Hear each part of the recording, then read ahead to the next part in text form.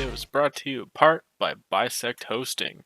More about them at the end of the video. What is going on, everybody? I'm Dr. Vesluigi, and today we're concluding the main series on immersive railroading. So this is the final part in which we're going to talk about augments. Now, because this final part took forever to come out, there's probably also going to be an appendix video that kind of goes over everything that's changed from my previous tutorial videos and small things that immersive railroading has added. So don't mind that steam train hissing in the background.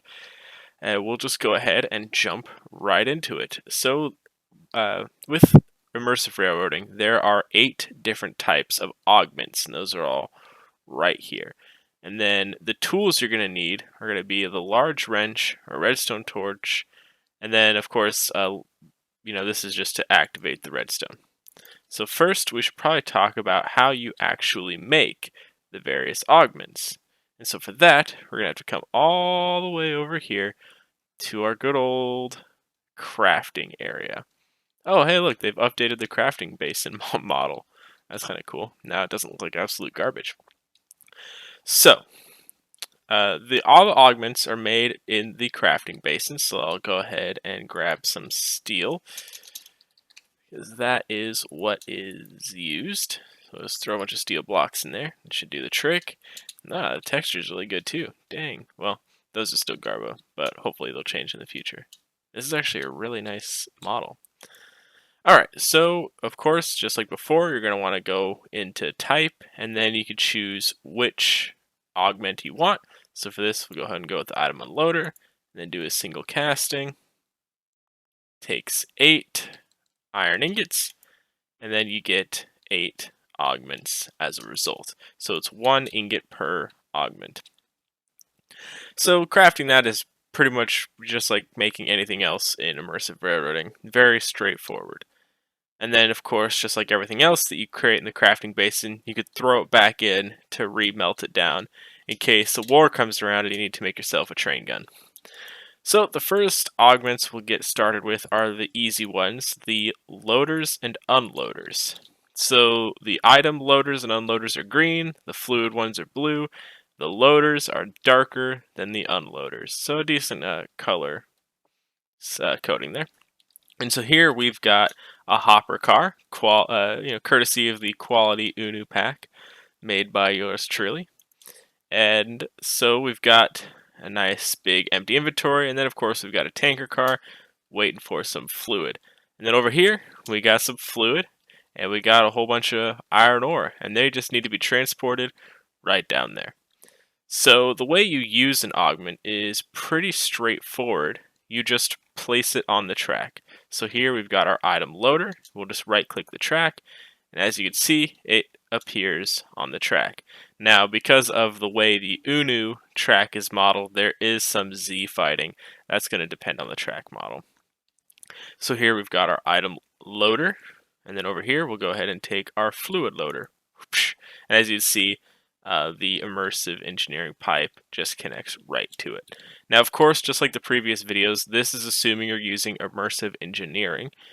So that's why you see that a conveyor belt is connected to the item loader and the immersive engineering pipe is connected to the fluid loader. This should work with mods like Mechanism or Buildcraft, but immersive railroading is really meant to use immersive engineering, as you'd see from that new model.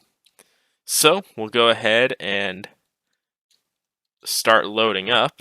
These should be all warmed up by now. Let's see if this will push. Oh yeah, no problem.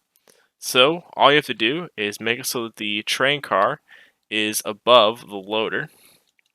And so as you can see, now the fluid car is above the loader, and once we flip this lever to actually start unloading, you can see that the fluid starts going in. Now this lever is just needed to empty the tank. Let's say you had anything outputting fluid into a pipe, it would automatically load into here. So no redstone input required for the item loader side.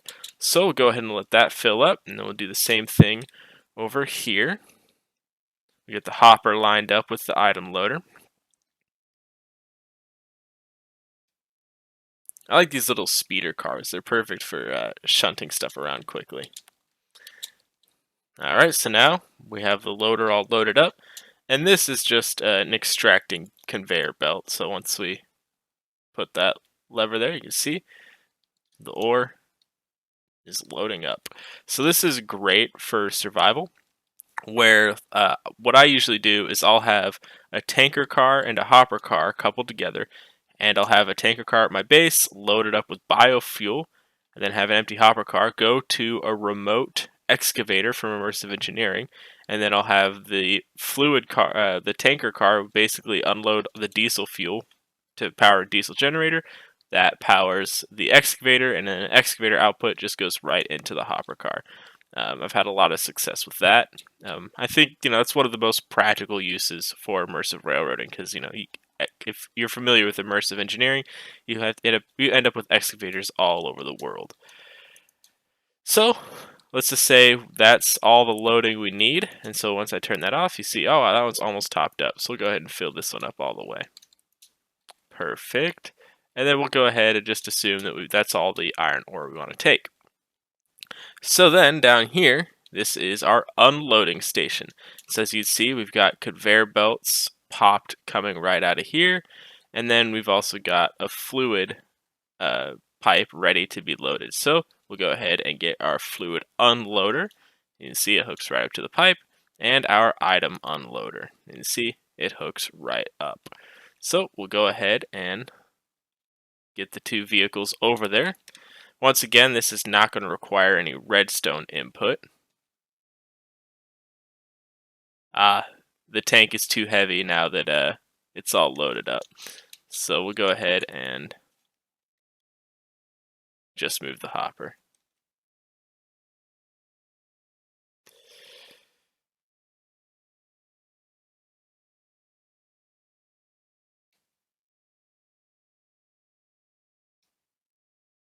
And as you see, right when the hopper goes over the green, well, it should be unloading. Oh, it already did. So it unloads really quick. So here, I'll go ahead and put it back in just so you can see. It'll unload a stack at a time. So we'll unload these things really quick. So the item loaders aren't really going to be a bottleneck. It's basically just going to be determined how fast you can get items in. So if I go ahead and bring this back over to here, that's the brake.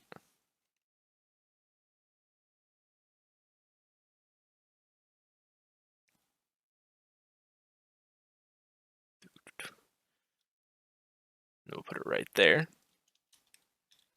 If I just drop like a stack of stuff on here, it will load up basically instantly. So really this stuff, the item loaders work really quickly. Now, to show you the fluid unloader, then instead of doing what I planned on doing and moving it down there because the tanker car is too heavy, I'll just go ahead and build a pipe down like so. And then I'll grab a bucket so we can see the item level inside the tank. As you see, the fluid is being loaded up and it is being unloaded. And so the bottleneck here and what's making it so slow is not the actual loading, it's the amount of fluid that these pipes can tank. So for example, if you're using mechanism that has different tiers of transporters, so a mechanism, there's like ultimate mechanical pipes, elite mechanical pipes, and they can move different fluids at different speeds. It'll make sure that this augment isn't slowing anything down.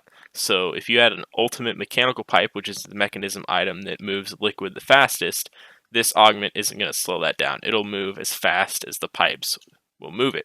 That also means that, for example, you could have two pipes coming out into two different things, and it'll unload twice as fast. So those are the fluid and item loaders and unloaders. It's pretty straightforward. No redstone needed. It's just loaders. No special items needed. As you'd see, down there, all you need is a conveyor belt to pull it out. Now, one thing that I did not test is what happens if you just have a plain item unloader. Okay, so you do need to have the conveyor belt to actually pull stuff out. And you see that pulled out really quick. So yeah, I mean, really just, it'll pull things out like almost instantly. So that's pretty good. It's literally pulling out just as fast as it's going in, so yeah. So it's pretty quick, you know. Like I said, these loaders and stuff are not going to be a bottleneck. So, as you can see, we've got this augment here. Let's say we don't want this augment here. Well, any augment can be easily removed by right-clicking it with our good old friend, the large wrench. And then it just pops right off the track, and you can reuse it elsewhere or throw it back in the smelter because you no longer need it. So those are the item loaders and unloaders, really straightforward. So one great use of these fluid loaders is to use them to top off the water in your steam engine. And so that's something that I use them the most for, because then you can have your steam engine sitting here hot and at the ready, and you don't have to worry about running out of water. It's just a really simple setup here with the pump from Immersive Engineering going into a tank for just a little, like a battery sort of, and then going into a fluid loader. So one important thing with the fluid loaders, and this might work with the item loaders and unloaders as well, is you can also have them come in from underneath.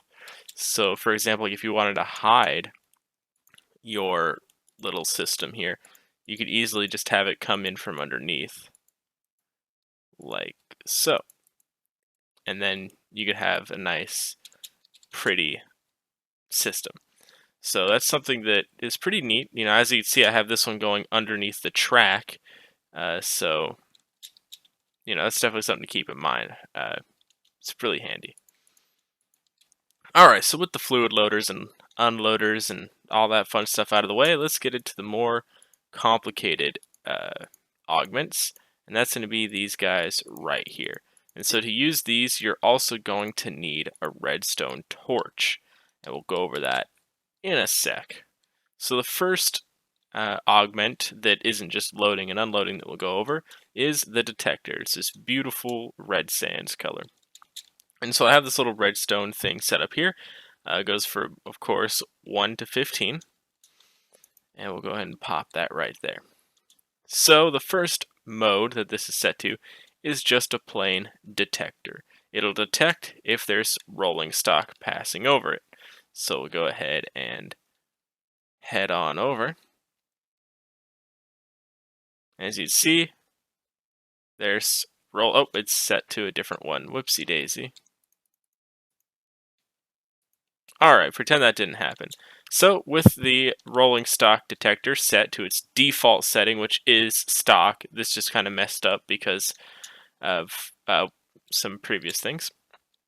It's just going to detect and put out a redstone signal. And of course, that redstone signal is only going to go up to 15, just like any self-respecting redstone signal will do. So that is the plain old stock detector. And as you may be able to infer, you can change the mode by right-clicking with a redstone torch. So by default, when you place it down, it's going to be detecting if there's rolling stock. But if you right-click it, you could change that. And so this one is going to be detecting speed. Now the way this works is the specific equation is floor speed in kilometers divided by 10. And what that means is it's going to basically lop off the last digit of the speed and then output that redstone signal. So for example, if you're going 11 miles an hour, it's going to take the last digit off and it's going to output 1. If you're going 9 miles an hour, it's going to take the last digit off and it will go to 0. So what that means is if you're going between 0 and 9 kilometers an hour, not miles per hour, it'll output 1. It'll output 0. If you're going between 10 and 19, it'll output 1. 20 to 29, it'll output 2, 30 to 39, 3, etc. All the way up to 150 and above, it'll output 15. So let's go ahead and demo that. So I'll get the train up. As you see, we're going 11 miles an hour. But then if we slow down to under 10, it will turn off. So we'll go ahead and get back up. And then took. As you see, we're going too slow. And then if we speed up, it'll go back up to 1. If we get up to 20,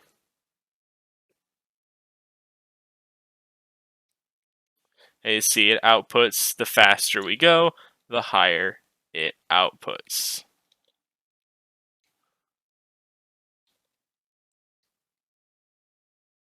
So here we're going to 30. And then we'll ride the brakes. Boom, boom, boom. Easy peasy. So the next mode, and that's pretty straightforward. As you see, it measures in kilometers an hour on the little HUD there, so it's pretty intuitive. So the next mode is going to be the number of passengers. Boop. And that's just going to say how many passengers. If it's 15 or above, it's just going to output 15. So, as you can see here, we'll go ahead and cruise on there. As you see, I'm the passenger in the locomotive, and if I go over to the tender, it'll turn off. So, again, really straightforward. It's just going to detect how many people are on that specific rolling stock. Alright, and then next is going to be freight cargo fullness. So we'll go ahead and grab a hopper car. Well, actually, no, we'll grab, here, I'll actually demo this with this guy. Because I think this has less cargo area. Yeah, so it'll be easier to demo with this. Now, if you remember talking about the gauges, this is going to look really funky because it's on the wrong gauge, but don't be distracted by that. So, if I grab some ore, because you can't put anything in a minecart other than ore. Alright, and so if I put in 1, it's not quite, 1% full, but then the more I add, the more it will light up. Now, the way this measures, as you could probably guess, is by slot count, not by items count. So it's determined by how many stacks, not how many items in each stack. So for example, this has 1 item in each slot, so it's going to output the full 15. But then if I keep accidentally getting in. Then if I take all this, put it in 1, it's not even going to register 1. So it's determined by, I keep accidentally getting in, the how many slots are taken up, not how many items. So for example, that's about half the slots, so that's going to be about half the strength. Again, straightforward. Alright, and then next we'll go ahead and get a tank car. And of course, I'm not going to use anything other than quality UNU products. I got some brand loyalty. Alright, so here we have the tank car, and we'll go ahead and start loading it up with water. And I keep accidentally getting in. Shift right click.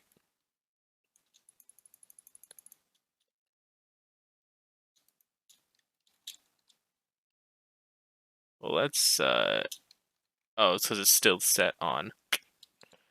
There we go. So that's an interesting thing, is it's going to be cargo percentage full, and because this is technically a cargo slot, it's going to show that it's full. So this is a good way of, if you're filling something up with buckets, to tell like if you have to take stuff out, if you accidentally left a bucket in. So that's a fun little factoid there. So we'll go to liquid percentage. As you see, it has not registered yet, so we'll keep loading. And the UNU car is convenient because it takes 100 buckets. So as you'd see, we put 11 buckets in, and it's registering as the first 10% is full. So it's going to be basically If it's less than 10%, it won't do any, and then it'll go all the way up until 15. So it's going to be rounding up to the closest number. So we'll go ahead and keep loading this up until eventually it will be completely full. So there, now we're up to 4. And so it's not like percent as in, 10% will be 1. So the easiest to demo. Keep accidentally happening in. If it had like 15, but so yeah, as you see, as we keep filling it up, we're about halfway there, and it's about halfway strength. So I don't think I need to fill this up all the way for you to get the gist. It's going to be determined based on how much liquid is in the tank. Now, what this also means is if you have a steam train, then it will also show the amount of liquid in the steam tank. And now, because of course a steam train is, rarely going to top off, you'll see that it just kind of goes to full percentage just a bit before it boils the next bit of water. And then, of course, if I set this to inventory percentage full, then it's going to show this. Now, the reason it's not all the way full is because there's nothing in these slots. So if I put something in those slots, then it'll be all the way full. So it's all the slots, regardless of like what you consider cargo. So if I take this out, that's an empty slot. It's not going to be all the way full. So this is a good way of making sure that you have fuel and water in a steam engine. And then finally, the last detector mode is computer, and this is used with open computers, which I am not fluent enough to be able to explain. An open computers tutorial with immersive railroading may come one day, but that day is not today. And one thing that I did forget to mention with the detector is you can filter it by rolling stock. So for example, I have it set to just detect any rolling stock, but then I'll go ahead and give it the filter of the type A tender. And so to give it the filter, all you do is you right click the augment with whatever rolling stock you have in your hand. And so, or whatever rolling stock you want to filter. And so right now it's only going to act if the tender goes by. So you see, detects, but then it doesn't detect with the locomotive.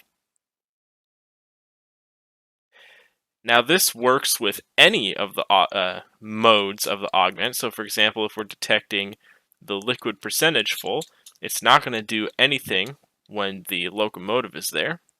But then as soon as the tender shows up, it will detect with what the tender has in it. So that is a pretty quick and easy way to filter out. That way you're not detecting everything that goes by. So for example, if you had a steam train with a bunch of tanker cars attached to it, and you wanted to detect how full the tanker cars were, you just set the filter to the tanker car, and then you're not going to be messed up with the fluid level of your steam engines. Now, to remove the filter, you have to remove the augment and then place it back down. Now, one thing you saw earlier when I first introduced this is the augment will kind of save its place. So right now it's set to liquid detection, but then I removed it, I put it back, and it's still set to liquid detection. So then the next one will be computer. So yeah, if you remove an augment and then put it in the same spot on a railroad track, it's going to save what mode it is set to, which is kind of interesting. And that's why when I first showed you, it was on the wrong thing, because I was messing around with these, of course, to test, to do a little rehearsal. Alright, so the next augment is the speed retarder. Now this one is interesting. So the way it works is it inputs a redstone signal. So if I grab some redstone, it takes a redstone input rather, and it will slow down the train. The amount that the train is slowed down is determined by the strength of the redstone signal. So for example, if I did this, the strength is lower, so the amount that it slows down will be less. But also, it's proportional to how many of these that you have next to each other. So if you have this, it will slow the train down more. And so if you want to slow the train down as much as possible, you're going to want to get a nice, strong redstone signal. And for that, I'll use a repeater, just in case it can't take a torch.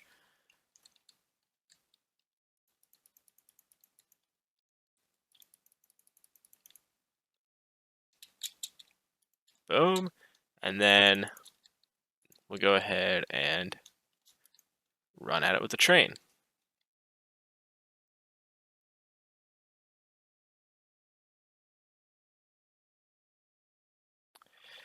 And yeah, I haven't really been able to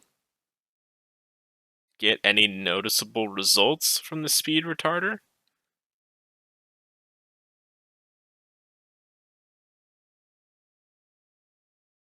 So yeah, that's that. Alright, with that out of the way, the next one is the coupler. Now the coupler does not take a redstone input, it just does its own thing, just chills right there and either couples or decouples, which of course can be toggled with the redstone torch. So we'll go ahead and set it to the decoupler mode, and we'll go ahead and grab our old friend, the coupling hook.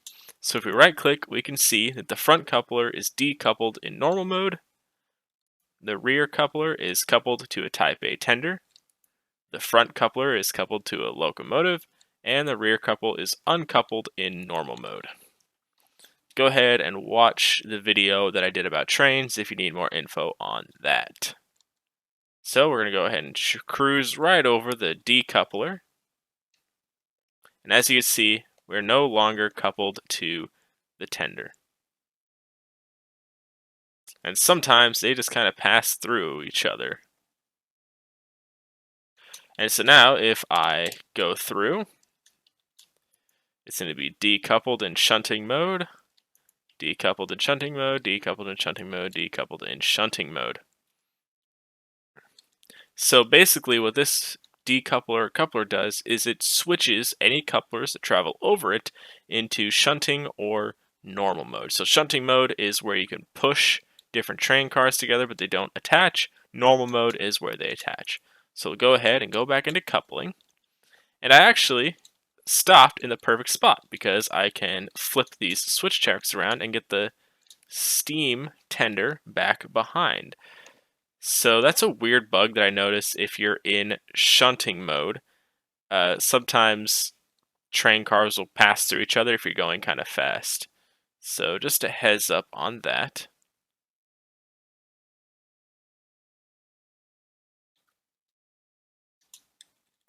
So then I will switch these switch tracks back to how they were.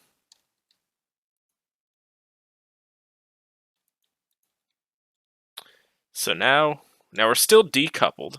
So if I stop and then go forward, you can see they're not attached. And so nice and slow so we don't go through each other.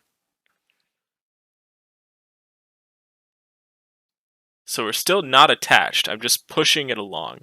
But then, once we hit the coupler, which is that orange part in the track right there, it's going to switch all of the couplers to normal mode. And now, we are once again attached to our tender. So that is very useful, especially like let's say at a big long freight train going into a yard where you wanted to shunt stuff around, rather than run along the whole train spamming your coupling hook until you want to couple hook yourself. You could just simply set a decoupler. It'll decouple everything that goes into the train yard, making it easy for you to shunt stuff around. Alright, so the final part is going to be this locomotive control. So yeah, that's the coupler. Again, it's super straightforward. And let me check real quick if you can filter it. I don't think you can. No. So that's what I thought. You cannot filter it. So yeah, just a coupler, decoupler. You change it with the redstone torch. Does not require any redstone input. So if you have a decoupler sitting there, it's going to decouple no matter what you do to it. So finally, we have the locomotive control. Now this one is an interesting one. So to actually demonstrate this, I'll head back over here and I'll use this guy. And then I'm going to go ahead and clean up this a bit. Again, right-clicking with the jumbo wrench is a great way to clear your track of unwanted augments. So we'll go ahead and leave this here. So now the locomotive control can be filtered by right-clicking with a locomotive. So let's say that I had a bunch of streetcars on here. If I right-click it, then this augment will only act on streetcars, so it will not affect this steam train, just like the detector. But we're not going to go ahead and worry about that because we're only using one steam train. Go ahead and clear all this out. Oh, I actually need the redstone torch though.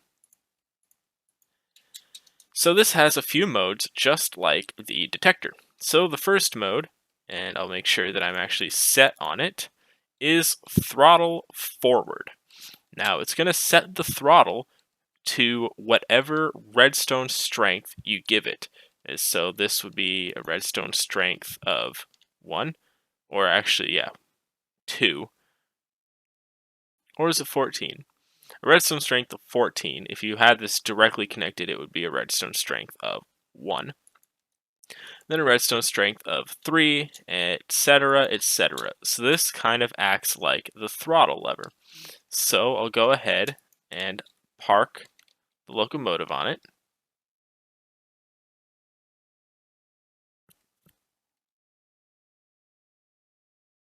We'll go and leave the brake on. And so if I set the throttle all the way out here, as you see, it sets the throttle just a hair. So you see, that's how much the throttle is being set.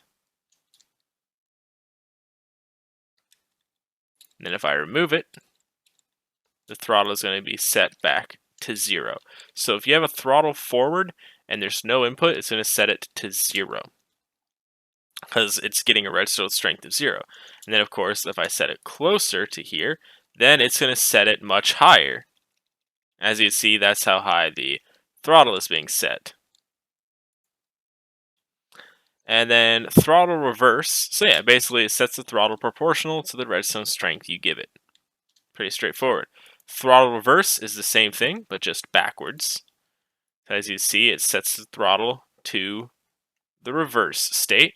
And so when I hold the throttle to 0 position on the keyboard, it overrides it, and then it immediately goes back to with the augment.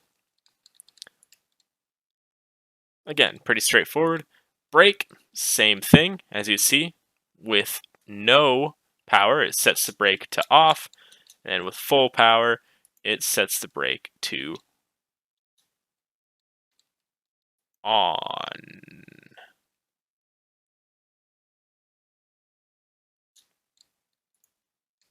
What the heck?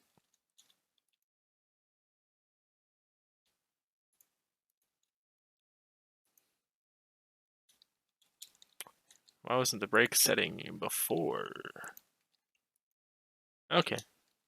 So yeah, the more redstone you get it, the more the brake turns on. I don't know why it wasn't working that first time. Huh, yeah. It seems like if you give it too much redstone, it just sort of quits, maybe.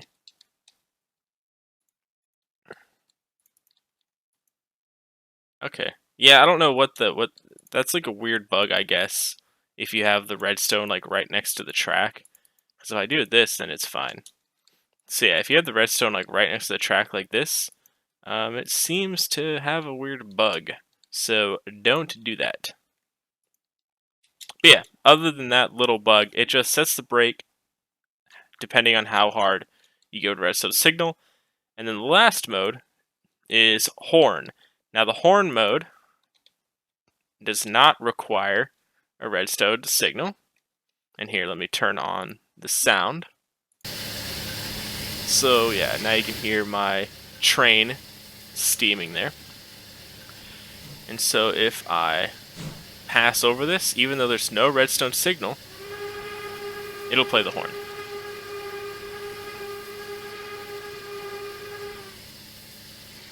Then we'll pass over it again.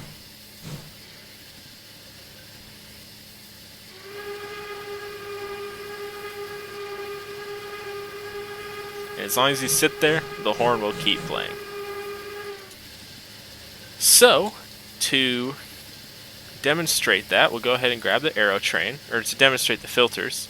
This augment will only act on the arrow train. So if you're a lowly steam train, then you don't get to sound your horn because you're not a cool arrow train. Say no horn. But then if I hop on the arrow train, let me go ahead and switch the track. We remember this guy from our old diesel tutorial. If I come on in, it plays its horn.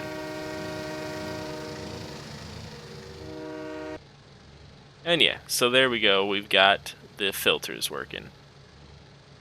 And as you see, I've got some fluid loaders loading these up with diesel fuel. And I'm pretty sure that was the last augment.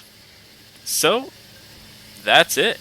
Again, if you want to reset this to accept any train, just remove it, replace it. It will save its spot as like the horn,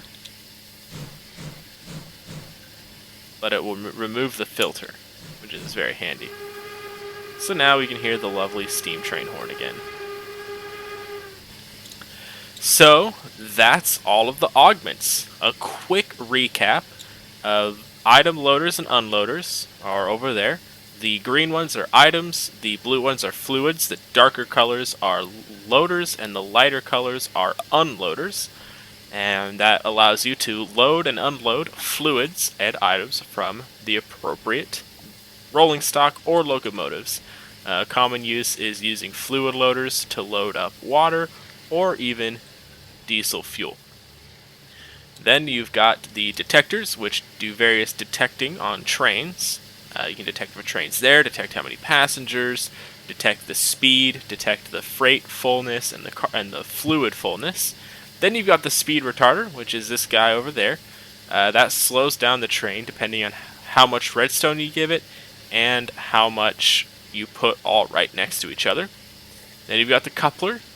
You can set it to coupling or decoupling, and it changes all of the couplers to either normal or shunting mode. It does not require a redstone input.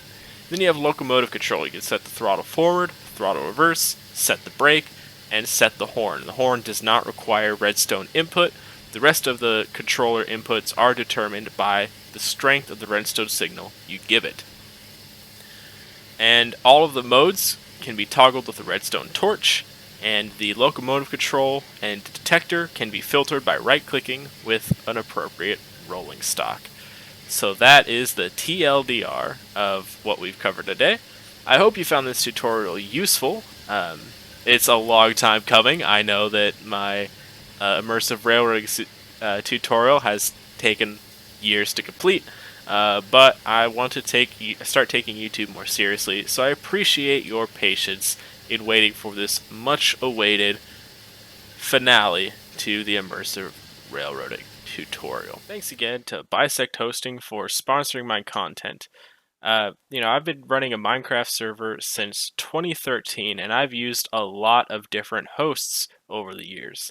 And Bisect Hosting is by far the best host I've found. Before them, I was using a more budget host, and they did offer, pretty good RAM counts for a pretty reasonable price. And my, modded server always kind of ran rough. People always complain about lag spikes and things like that, and block lag.